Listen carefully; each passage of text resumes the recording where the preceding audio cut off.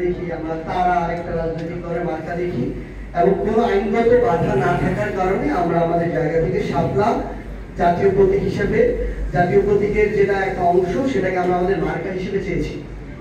এখন গতকালকে নির্বাচন কমিশনের যিনি সচিব মহোদয় আছেন তিনি তার জায়গা থেকে বলেছেন যে তালিকায় শাপলা নেই এই জন্য দেওয়া হবে না। দেখেন উনি কিন্তু কোনো আইনগত বাধার কথা বলেননি।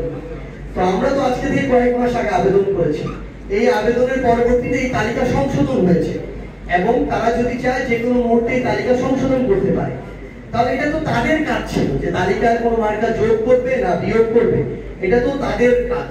তো তারা যখন সেই কাজ করে না, আমরা মনে করি এখানে তাদের হয় সদিচ্ছার অভাব আছে অথবা তারা কোনো ব্যক্তি গোষ্ঠী দল প্রতিষ্ঠান দ্বারা প্রভাবিত। একটা গণঅভ্যুত্থান পরবর্তী বাংলাদেশে এরকম একটা স্বাধীন প্রতিষ্ঠান এভাবে প্রভাবিত হয়ে কোনো একটি সিদ্ধান্ত নিতে পারে না। তারা যদি এরকম একটি অন্যায় তাদের সিদ্ধান্ত আমাদের উপরে চাপিয়ে দেয়, তাহলে আমরা আমাদের জায়গা থেকে রাজনৈতিক দল হিসেবে সেটা রাজনৈতিক ভাবেই মোকাবেলা করব। রাজপথ থেকে আমরা সেই কথা বলেছি এবং তারা থেকে শুরু করে যে কেউ যদি এনসিপির মার্কা শাপলা চাওয়ার মুহূর্তে এই মার্কা দেখেই কিছুটা ভীত হয়ে যায়, কারো যদি নাক ঠান্ডা হয়ে যায়, তাহলে আমরা তাদেরকে বলে দিতে চাই যেটা তো শুধুমাত্র মার্কা। এরপরে বাংলাদেশের ঐক্যবদ্ধ তরুণ সমাজ ছাত্র জনতা একসাথে বাংলাদেশ বিনির্মাণের জন্য রাজপথে নামবে। এটার জন্য আপনাদের নাককে আরো শক্ত করে নেন, এই দিন আসতে বেশি দেরি নাই। আর আরেকটা জিনিস বলি আপনাদেরকে,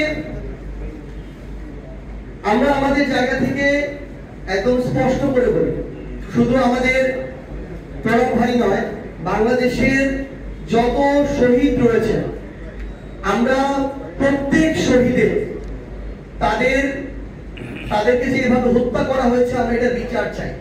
এই জন্যই আমরা বারবার বলে আসছি যে আমরা এই নির্বাচনের আগে আমরা দৃশ্যমান বিচারটা দেখতে চাই, কারণ এটা আমাদের বাংলাদেশের ইতিহাসে বারবার হয়ে এসেছে।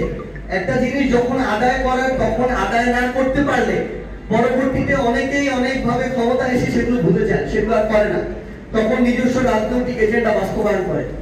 সেই লক্ষ্যে আমরা আমাদের জায়গা থেকে বলেছি এবং আপনাদেরকে এটা আমাদের জায়গা থেকে আমাদের কমিটমেন্ট যে মৌলিক সংস্কার এবং আমাদের যারা শহীদ রয়েছেন, আহত যোদ্ধা রয়েছেন, যাদেরকে হত্যা করা হয়েছে, তাদের এই হত্যাকাণ্ডের বিচারের জন্য আমরা আমাদের সর্বোচ্চটুকু দিয়ে সবসময় লড়াই করে যাব।